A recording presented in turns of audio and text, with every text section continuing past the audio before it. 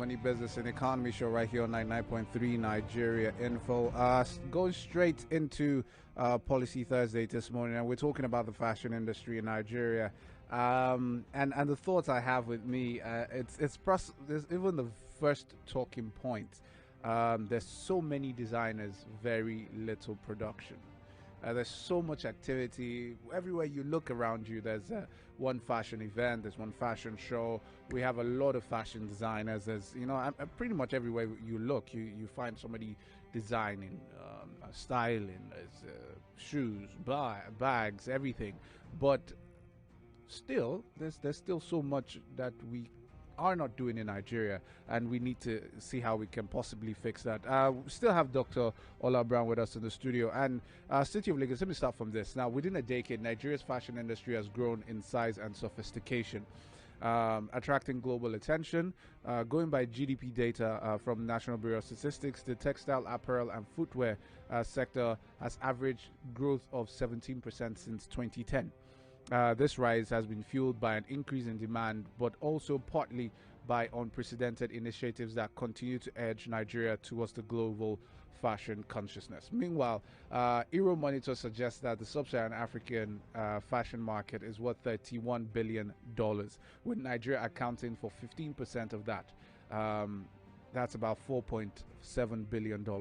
This is materially lower than South Africa's share, which is 14.4%, $14.4 billion, even though Nigeria has nearly 4 times the population. And this is the question I wanted to ask, Doc. You would think, okay, let me not say you would think, with our loudness, should I put it that way? With how loud we are, and the way we tend to turn up at this whole glam thing.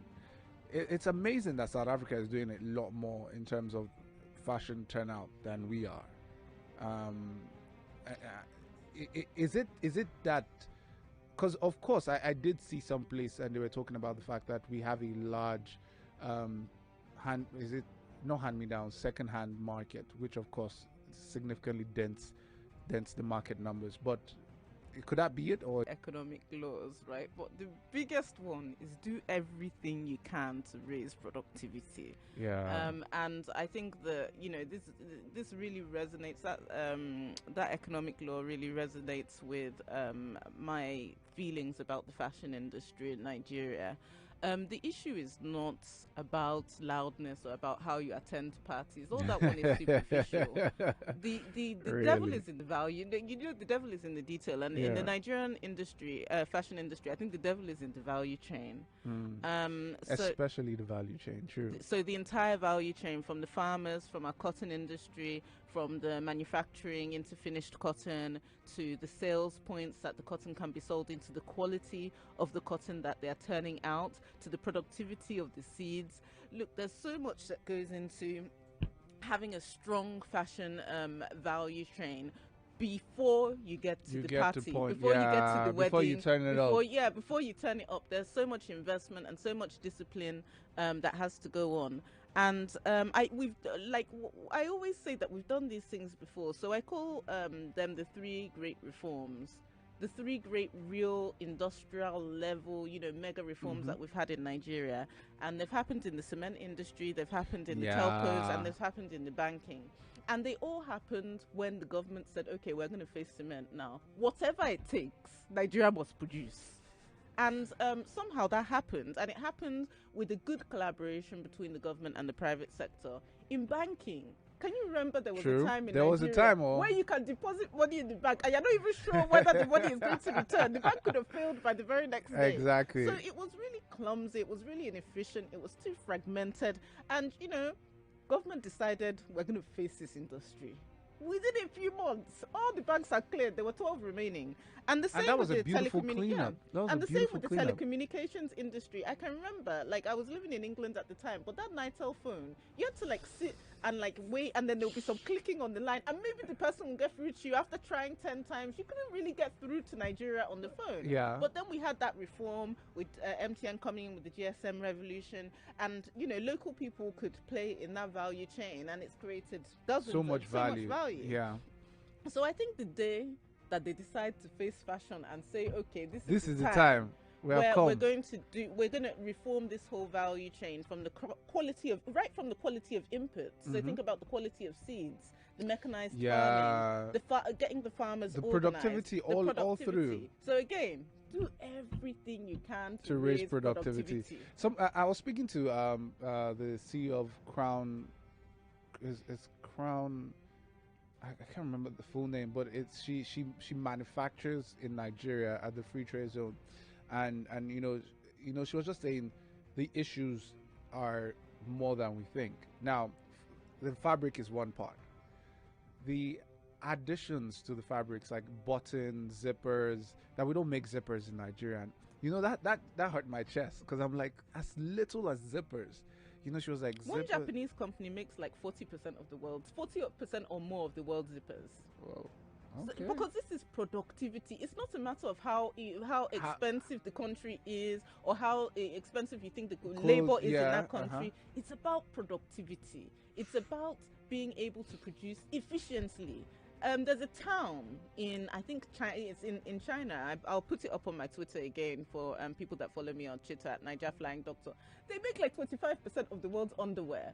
When you want to face an industry, you seriously, face it squarely. You don't beat around the bush. Underwear. I like that because I've said it a few times, and it's always bothers me with the issue of Nigeria.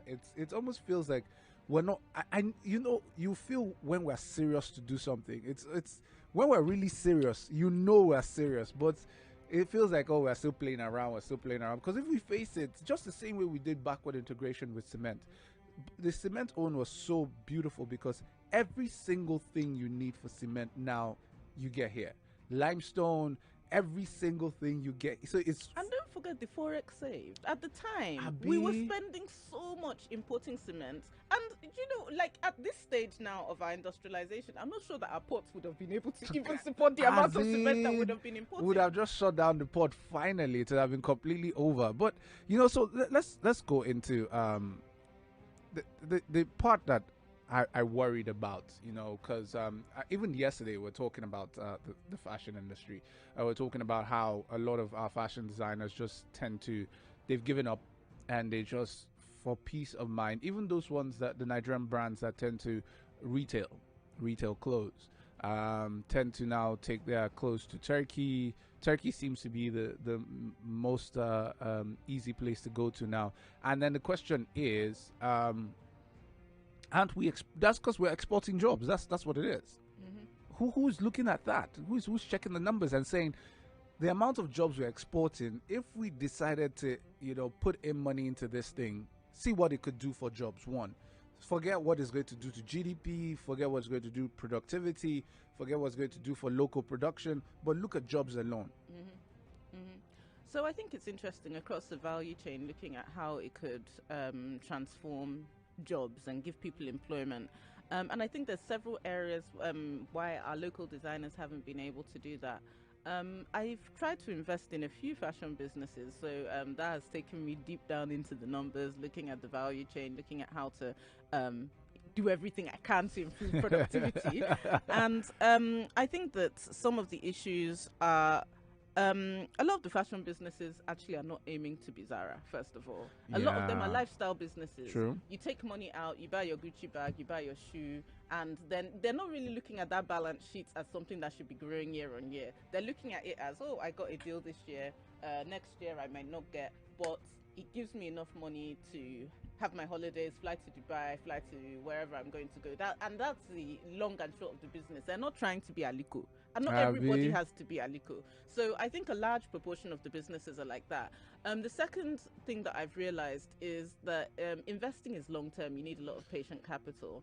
And by the time a bank has chased you once for money, you tend to be humble. You tend to be very, very humble about say, the way that, let me just eat my small food. Yeah, you tend to be very calm about the way that you interact with them, because the same people that were smiling with you on Monday, by the next few months, they can be looking to take your father's only property. So, it's also a lack of patient capital in the market, and there's some things that we can do in terms of we're going to get to the capital part. Now, patient capital. So we're looking at Because I was thinking about maybe 4.7 billion of this entire thing.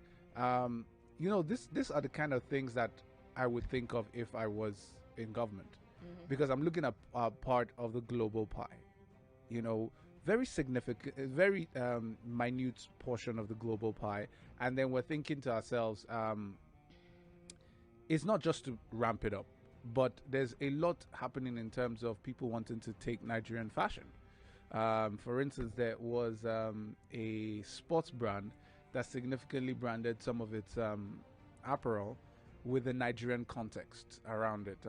I don't want to, because if I overdo it, it'll be clear what I'm talking about. But with the Nigerian context around it. But first of all, immediately I saw that, I wanted to ask, wait, this is our fabric, right? It's predominantly a Nigerian fabric. And then I wanted to ask, do we have a patent on this? Then I thought again, hey, wait, do we even make it, first of all? Then I realized that we don't even make that fabric. And I said, then how can we even say it's our own? There's too many things on many sides. Because if we want to grow a piece of this pie, productivity is one, but we need to start thinking long term.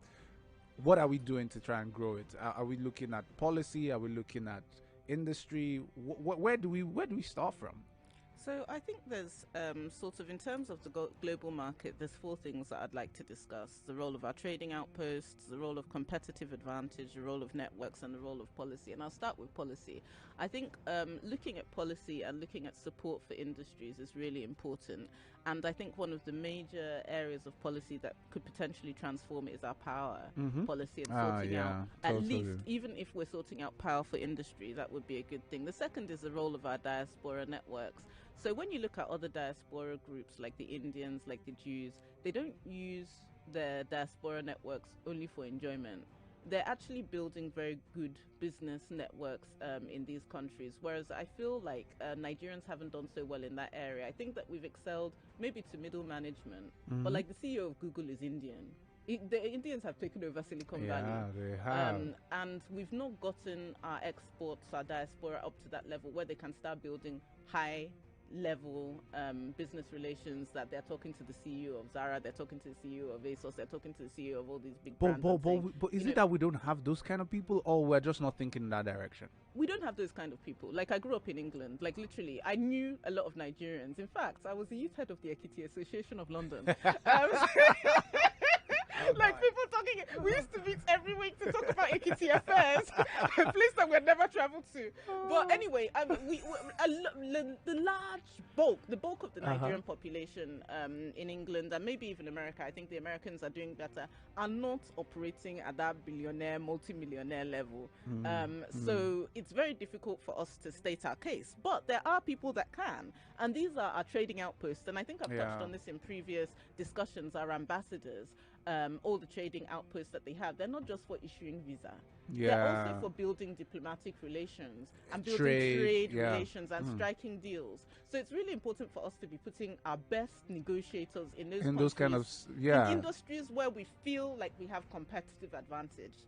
So there's no point arguing for something that we know that we don't really have the capacity to do. And we don't really have to do everything, really. We don't have to do everything, but the areas where we have competitive advantage, then we should be putting our best trade negotiators in those trading outposts to be able to get the most deals for Nigeria. And what I realize is, when I listen to diplomatic presentations from other countries, European countries, Asian countries, South American countries, they're talking about KPIs, right? They're talking about how much trade I've generated. It's not just a holiday, it's not just a favor. No, they're reporting back home and saying, because I'm thinking about the fact that the person is a business development officer, basically. They are deals makers. Yeah, just go there and get us deals. They are so clear about the fact that they are not in Nigeria to help Nigeria. They're in Nigeria. If helping Nigeria comes as a byproduct of what they're doing, fine. But they are primarily in Nigeria to help look at trade deals for their home country. And if we have that more aggressive approach with our trading outposts, even though our perhaps our populations in those countries may have not gotten to that level yet, we can bring those people up, as well as building better trade relations, being more aggressive, and really negotiating very good trade deals for our countries. This is very exciting stuff. But now, because I want to look at the low-hanging fruits. We have a massive skill shortage in Nigeria. In terms of even the fashion designing we talk about. I hear that we tend to import skilled people from West Africa to help us with things like embroidery, finishing, just even those minute things. Ayo Van Elma was here a few weeks ago, and she was talking about the fact that to even find people who are willing to go the full haul of learning the trade is always difficult. You have to, once they've gone through 1, 2, 3 months, the person's like, I can stitch it, I can make it. I'm a designer, and it's always that issue of finishing that we always have as a problem. So what are the low-hanging fruits? Do we start training people? Do we start teaching people? The outposts? Do we start recruiting? I don't know. What I would say if the easiest win is to work for our trading outpost, because we already have some high fashion, right? We have some people that are selling stuff that can never really scale in Nigeria, but perhaps can scale abroad. Yeah, so I true. think this high fashion, because there are two types of fashion business, right? And I think the most profitable fashion brand is Louis Vuitton. The second most profitable fashion brand in the world, I think, is Zara. So there are two ways to make #1,000,000. You either take #1 from 1,000,000 people, or you take #1,000,000 from one person. Yeah. And I think that we've excelled in that area of 1 million from one person. 1 million from one person, better than we can do the one that requires electricity. True. So our trading outposts could be really, really good places to negotiate these deals for the higher end designers, and that can bring in a lot of money quickly while we work on the rest of the value chain and develop it. This excites me. Finally, no, not finally. Access to finance. Yeah, that's a big issue, right? That's a big one. Yeah. How do we solve access to finance? So the issue is that there are issues around banking in that we're talking about it earlier about the loans to deposit ratio, and these banks can just do more oil and gas deals. They don't have long-term money. They need to get their money back in a few months. Yeah, so they can just do more. That if you are bringing any oil and gas equipment, I want tugboats, landing craft, anything like that, it's quickly pam. 6 months, you the turn IOC or around. whatever is paying. So they can just do more of those deals, more importation deals, those kind of things, and that is what our banks have specialized in, because they don't really have that long-term capital. How are you going to tell a Nigerian bank that they're going to borrow some lady money that is making clothes and they're not going to get the money for 7 years? Like it's almost unthinkable. I can imagine the account officer that is going to tell his bank that she says she won't pay back for 7 years. But long-term financing is important for these businesses. Patient capital is important for these businesses. Totally. So we need to look at how to develop our and not just loan financing, because they don't need. The problem with banks is they can only give you the loan, then your transaction is finished, and after a few months they'll come knocking. Right. It's a different kind of finance from what some of these smaller businesses need, where they need loan, but they also need mentorship. They need help with structuring. I work in venture capital, and I invest in companies, and like sometimes as an investor you're playing the role of a non-executive founder. You're really like, because you have your eye on the ball. Can I have an introduction to this person? Can I do this? Can I do? You can't be calling your banker saying he should introduce you to somebody. No way. It happens, but that's really an informal. It's really informal. No banker is coming to sit on your board of directors and saying they don't see it as a responsibility. And banker does not want to hear you cry. You cannot call and say my business is not doing well. What should I do? I'm so frustrated. The banker is just interested in getting the money back. So we also need to look at other forms of financing that can provide patient capital to these companies. That's something very interesting, especially with some of the venture funds we're having, spring up everywhere, and some more and more people have advocated for the fact that we need a very big pot.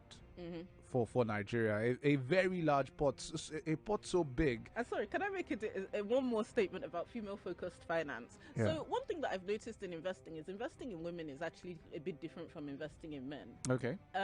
So From my experience, I've noticed that men are more open to taking money, big money, Yeah. even though they're not sure whether they will They'll be pay able back. to pay back. Yeah. But women are really, really reluctant Averse, to take yeah, money, to the and they risk. need a lot more nurturing. Those businesses need a bit more time. They need a bit more understanding. They need a more emotional connection. Like a guy can just take the money.